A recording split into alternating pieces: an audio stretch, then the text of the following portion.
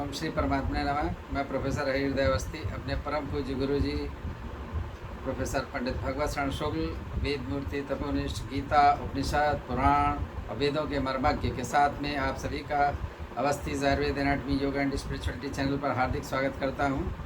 हम लोग गीता के 14वें अध्याय में हैं और 9वें और 10वें श्लोक का विश्लेषण गुरु जी आज करेंगे। तो हम लोग चलते हैं गुरु जी की ओर। यं ब्रह्मा वरुणेन्द्र रुद्र मरुतस्तुन्वन्ति दिव्यैस्तवैर्वेदैः साङ्गपदक्रमोपनिषदैर्गायन्ति यं सामगाः ध्यानावस्थितद्गतेर्मनसा पश्यन्ति यं योगिनो यस्यान्तं न विदुः सुरासुरगणाः देवाय तस्मै नमः। कृष्णाय वासुदेवाय हरे परमात्मने प्रणतः क्लेशनाशाय गोविन्दाय नमो नमः।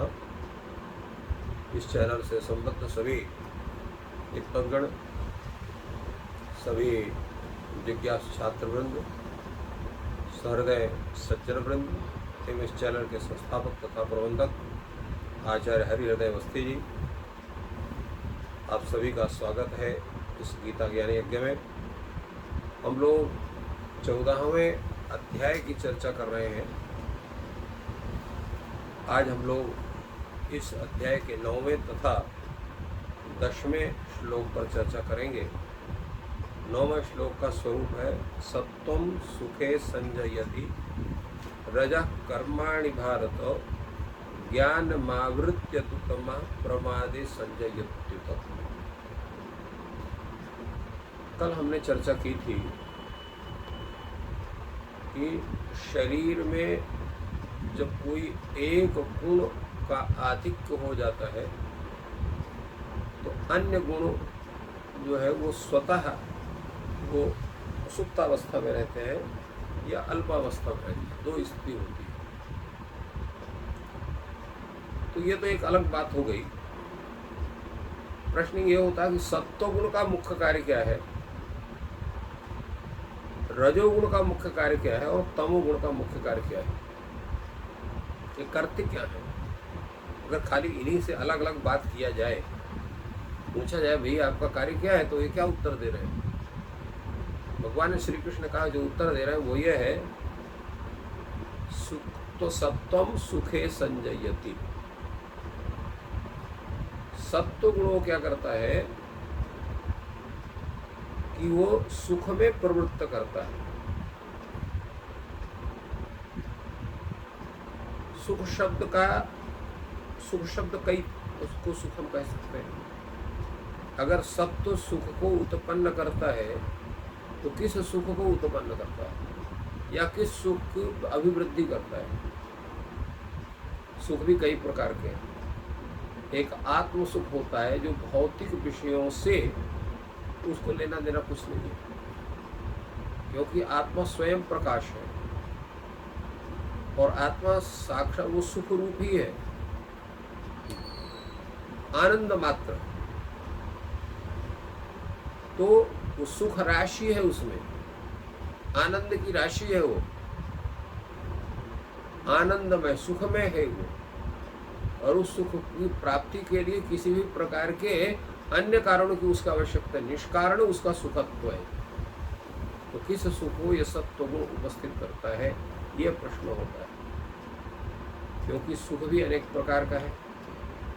एक सुख वो होता है जब अनेक प्रकार को भोगों को भोगते हैं तो हमें बड़ा सुख मिलता है। जब अच्छा पदार्थ का भोजन करते हैं, अच्छे वस्त्र पहनते हैं, अच्छे साधन से यात्रा करते हैं, अच्छी जो है पत्नी होती है या पुरुष होता है, अच्छे अनेक प्रकार के भोज्य पदार्थों को उनका सेवन करने को मिलता है, आदि आदि। जो भौतिक सुख है उनके भोगों से भी हमको बड़ा सुख मिलता है। तो क्या उस सुख को सत्व उत्पन्न करता है? अथवा अनेक प्रकार के जो हम आलस्य बन के बैठे थे, काम नहीं करना पड़ता है, काम से हम भगे रहते हैं, उसमें बड़ा आनंद आता है। सोने में बड़ा अच्छा लगता है, जितना सोते उतना हमको बड़ा अच्छा लगता है। तो क्या वो सुख मिलता है सबको सुख? कहते नहीं, वो सुख नहीं। ये जो सुख है, आत्मिक सुख है, ये किसी भी अन्य कारण विशेष से जन को स्वतः जो संप्राप्त सुख है वो सुख है, जिसको आत्म सुख कहते हैं। तो उस सुख को ये सत्वगुण उत्पन्न करता है। और रजः कर्मणि भारत, जब भारत शब्द का उल्लेख हुआ कि रजोगुण जो है कर्म में जो है वो प्रवृत्त करता है, कर्म में लगाता है, कर्म में प्रवृत्त करता है। हमने कल कहा था कि उत्पत्ति में जब तक रजोगुण ने किसी भी कार्य की उत्पत्ति नहीं होती, किसी कर्म में प्रवृत्ति का स्वरूप नहीं बनता है। ये काम है रजोगुण का। तमोगुण क्या करता है? तमोगुण प्रमादे संजयति, प्रमाद में प्रवृत्त करता है। इसलिए जब अपने शरीर में प्रमाद होने लगे, किसी कार्य में करने में आलस्य लगने लगा, किसी कार्य में प्रवृत्ति न बने, तो आप जान लीजिए कि आपका थर्मामीटर बता रहा है कि आपको तमोगुण जो है वो बढ़ गया है शरीर में। और ये तमोगुण क्या करता है? सबसे पहले वो किस चीज को हमारे प्रभावित करता है? वो तो ज्ञानम आवृत्य तु तमः, सबसे पहले हमारे ज्ञान को वो पकड़ता है। अर्थात हमारी जो सद असद विषय के विचार करने का जो सामर्थ्य है, जो अनेक प्रकार के ज्ञान की स्थिति रहती है, उसको ये दबा देता है। कारण है कि अगर ज्ञान आपका प्रवृत्त रहेगा तो आपके जीवन में आलस्य नहीं होगा, आपके विषय में कार्य की में अप्रवृत्ति नहीं होगी, जो है असमय में निद्रा आदि आपको बाधित नहीं करेंगे, क्योंकि ज्ञान आपको बैठा हुआ है। तो उस ज्ञान को पहले ढकना पड़ेगा। तो ज्ञान को वो जो तमो रूप तमोगुण है, वो पहले ज्ञान को ढकता है। ज्ञानम आवृत्य तिष्ठति तमः, ज्ञान को ढक करके और स्थित होता है। और फिर इसके बाद प्रमादे संजयति, प्रमाद में उसको प्रवृत्त करता है जीव को। तो ये तीनों के मुख्य कार्य हैं। तो यहाँ पर सुख जो है वो स्वतः, जैसा हमने बतलाया कि ये जो उसका आत्मिक एक सुख है, जो उसका स्वाभाविक स्वरूप है, आनंद स्वरूप है, उसमें प्रवृत्त करता है सत्वगुण। और रजोगुण जो है अनेक प्रकार की चेष्टाओं में जो है वो सभी में उसको प्रवृत्त करता है। वो शास्त्र विहित कर्म भी हो सकते हैं, अविहित कर्म भी हो सकते हैं, नाना प्रकार की भोग इच्छाएं भी हो सकती हैं। जितनी भी विषय, जितने प्रकार के कर्म अकर्म विकर्म जितने हैं, गीता में पूर्व में क्या गया? कर्म अकर्म विकर्म तीनों की चर्चा हुई। तो तीनों में प्रवृत्त करता है रजोगुण। अगर उसी में अगर आपका थोड़ा सा सत्वगुण है तो आपको वो जो है अकर्म में प्रवृत्त नहीं करता है, कर्म विकर्म में प्रवृत्त करेगा। अगर बिल्कुल नहीं है तो तमोगुण हो गया, तो कुछ नहीं करने देगा, खाली प्रमाद उत्पन्न करेगा। तो ये स्थिति बनती है इन तीनों गुणों के प्रवृत्त होने के कारण। उसी के अनुसार व्यक्ति की संपूर्ण प्रवृत्तियां प्रभावित होती हैं। रजोगुण होने से रजोगुण वाली प्रवृत्ति बनती है, तमोगुण होने से तमोगुण की प्रवृत्ति बनती है। अगर सत्वगुण का आधिक्य है तो सत्वगुण की प्रवृत्ति बनेगी। सत्वगुण का सबसे बड़ा एक प्रभाव है, और वो प्रभाव ये है कि व्यक्ति का जो चिंतन होता है वो वैश्विक स्तर पर होता है, अर्थात संपूर्ण विश्व को सुखी देखना चाहता है। सर्वे भवन्तु सुखिनः, सर्वे सन्तु निरामया, सर्वे भद्राणि पश्यन्तु मा कश्चित् दुःख भाग् भवेत्। ये जो श्लोक का कथन है या ये जो प्रतिज्ञा वाक्य है, ये प्रतिज्ञा वाक्य सबके बस की बात नहीं है। इसका ये भावना तभी बनेगी, और वैसे कि न केवल भावना, तादृश क्रिया भी बनेगी जब सत्व गुण का आधिक्य आपके अंदर में होगा। इसलिए सत्व गुण का जिसके अंदर आधिक्य है वह व्यक्ति किसी को अपना विरोधी नहीं मानता है। सबके प्रति उसके सहयोग की भावना, स्नेह की भावना और सहयोग की भावना होती है उसकी। इसलिए सत्व गुण का महत्व। इसी प्रकार रजोगुण की पहचान क्या है? रजोगुण के निरंतर किसी न किसी कर्म में लगे रहना, और उसके साथ साथ जो है अपने शरीर में किसी प्रकार की सुख की प्रति उसकी इच्छा भी नहीं होती है। वो अपने खाली काम में लगा हुआ है, चाहे वो सही काम है चाहे गलत काम है। निरंतर आप देखते हो कुछ लोग एक मिनट अपने खाली नहीं रखते, कुछ न कुछ काम में लगे रहते हैं।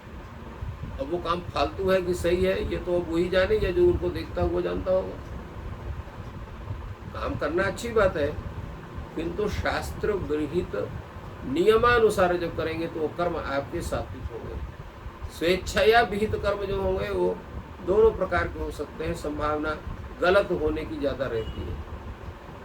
जैसे मान लीजिए कोई एक डॉक्टर है, उसने सही ढंग से पढ़ करके और वो डॉक्टरी करता है, और एक है कंपाउंडर है, वो डॉक्टर के साथ रहते रहते कुछ थोड़ा जान तो गया है, परंतु वो नहीं जानता है कि इस दवा देने का रिएक्शन भी हो सकता है, और रिएक्शन काटने की कौन सी दवा दी है उसको नहीं मालूम। तो वो दवा देगा रोग को जो है ठीक करने के लिए, तो रोग तो ठीक होगा, परंतु एक दूसरा तीसरा रोग तैयार हो जाएगा।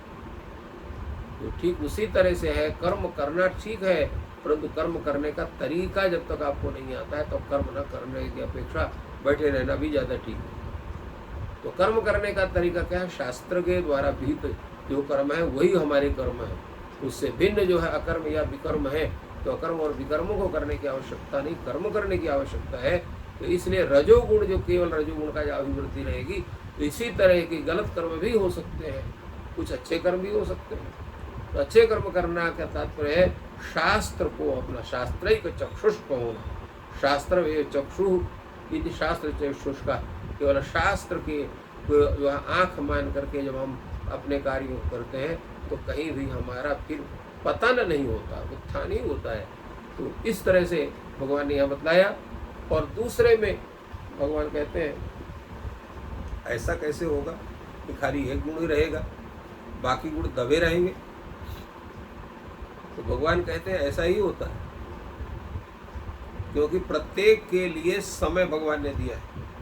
नहीं, बाकी अगर गुण को सबको समय नहीं देंगे तो उनके स्वरूप की स्थिति कैसे लोगों को पता होगी कौन गुण क्या। इसलिए भगवान ने कहा रजस्तमश्चाभिभूय सत्वं भवति भारत, रजा सत्वं तमश्चैव तमः सत्वं रजस्तथा। ये हमने पहले भी बताया था और आज भी कह रहे हैं कि एक गुण के अभिवृद्धि होने पर भी बाकी जो दो गुण हैं वो उनकी दो अवस्था होती है, एक सुप्तावस्था, एक अल्पावस्था। सुप्तावस्था कब होगी, अल्पावस्था कब होगी, इसके लिए केवल हम सत्व गुण के व्याख्यान के प्रसंग में इस बात को कहते हैं।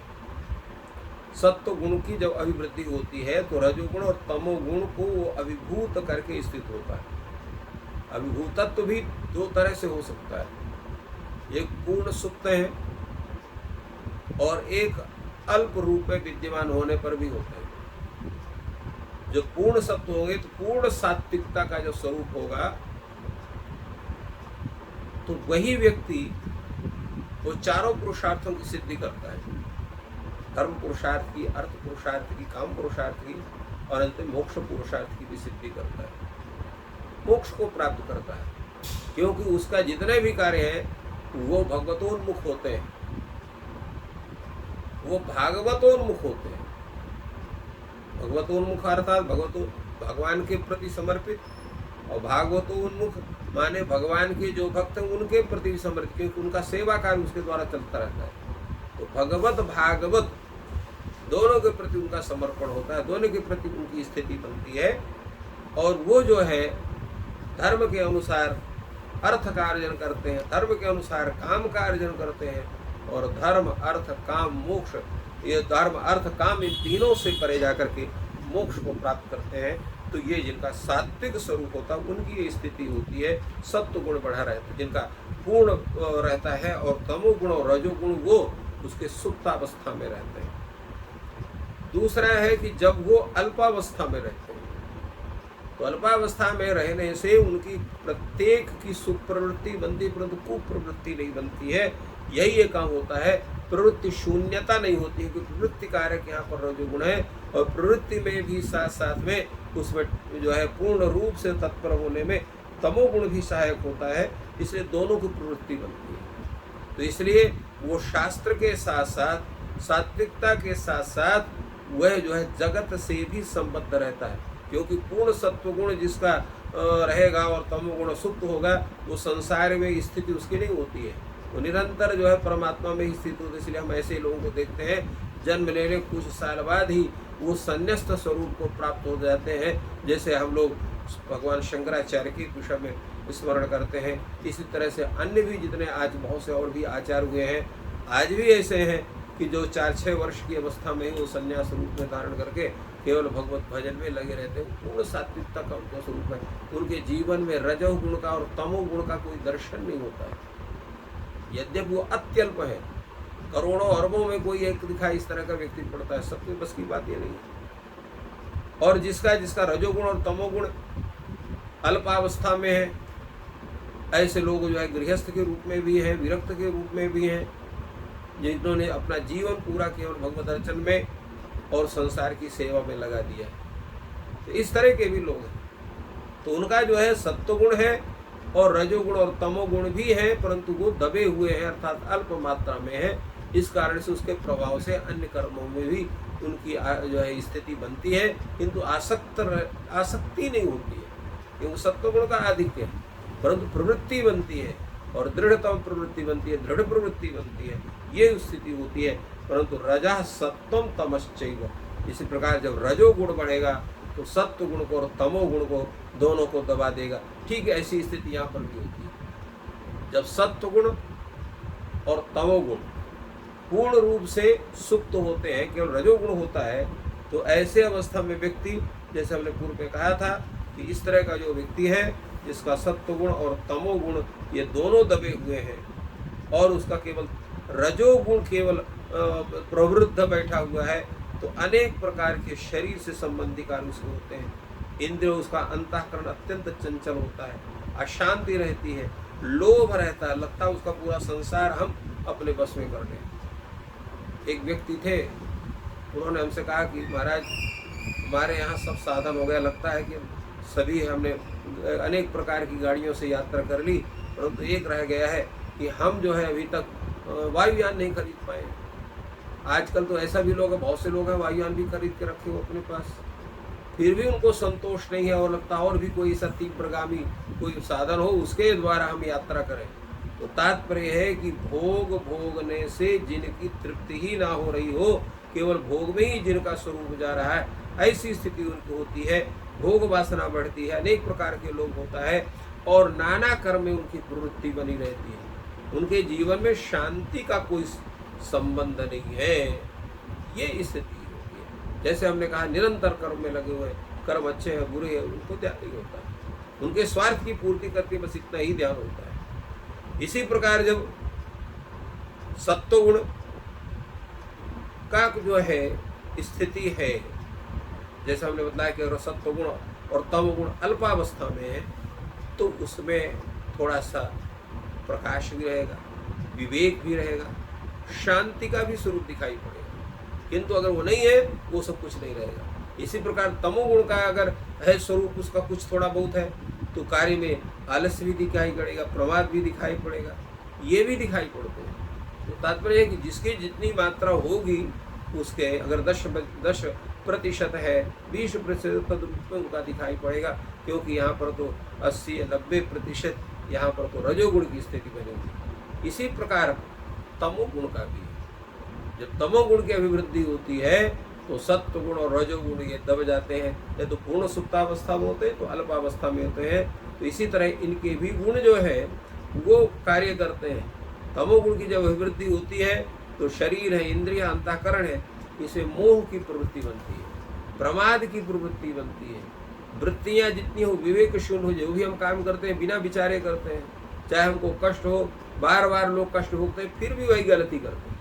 तो जब बार बार गलती दोहराई जाने लगे, कार्य में करने में मन न लगे, आलस्य दिन भर बना रहे, अनेक प्रकार की कुप्रवृत्तियां मस्तिष्क में दौड़ने लगे, तो ये जान लीजिए तमोगुण की अभिवृद्धि हो चुकी है। यहाँ वृत्तियां विवेक शून्य हो जाती हैं, क्योंकि सत्वगुण अगर थोड़ा बहुत है, रजोगुण की भी थोड़ा है, तो कुछ न कुछ प्रवृत्ति बनती है, भोगेच्छा भी बनती है, परंतु उसके साथ साथ वो जो है वो प्रकट नहीं हो पाती है। इसलिए ये सब स्थिति तमोगुण के अभिवृद्धि होने पर होती है। तो भगवान ने आज हमें जो ये इसका हम लोग जो अध्ययन कर रहे हैं, ज्ञान कर रहे हैं, इसके माध्यम से भगवान ये बता रहे हैं कि हमारी प्रवृत्तियों का स्वरूप कैसे होगा, कैसे बनेगा, कैसे इनके कार्य हैं, कैसे हम लोगों को इसको अपना पहचान करके उसके आगे अपने विषय में सोचना है, इसका ज्ञान भगवान ने हमको इन श्लोकों के माध्यम से कराया। तो गीता का जो भी ज्ञान प्रकाश है वो सर्वदैव सभी का मार्गदर्शन करता है। इसलिए गीता जो है गीता सुगीता कर्तव्या, ऐसा इसके महात्म्य कहा गया। इस प्रकार गुरुजी ने बहुत ही सुंदर विवेचन किया कि सत्व, रज और तम जब अकेले अकेले अधिकता में होते हैं तो, और जो दूसरे दो को तरतम भेद से दबाते हैं या कम करते हैं, तो कौन से लक्षण विशेष करके देखने में आते हैं, उनको गुरुजी ने बताया। और इससे हम लोग अपनी मानसिक प्रकृति को समझ सकते हैं और अपने साथियों की भी कार्य प्रणाली को समझ सकते हैं, और ये ज्ञान हम सभी के लिए लाभप्रद है। इसलिए वीडियो को लाइक और शेयर करें और अपने मित्रों तक पहुंचाएं। आपका दिन शुभ हो, ईश्वर आपकी सहायता करें। धन्यवाद।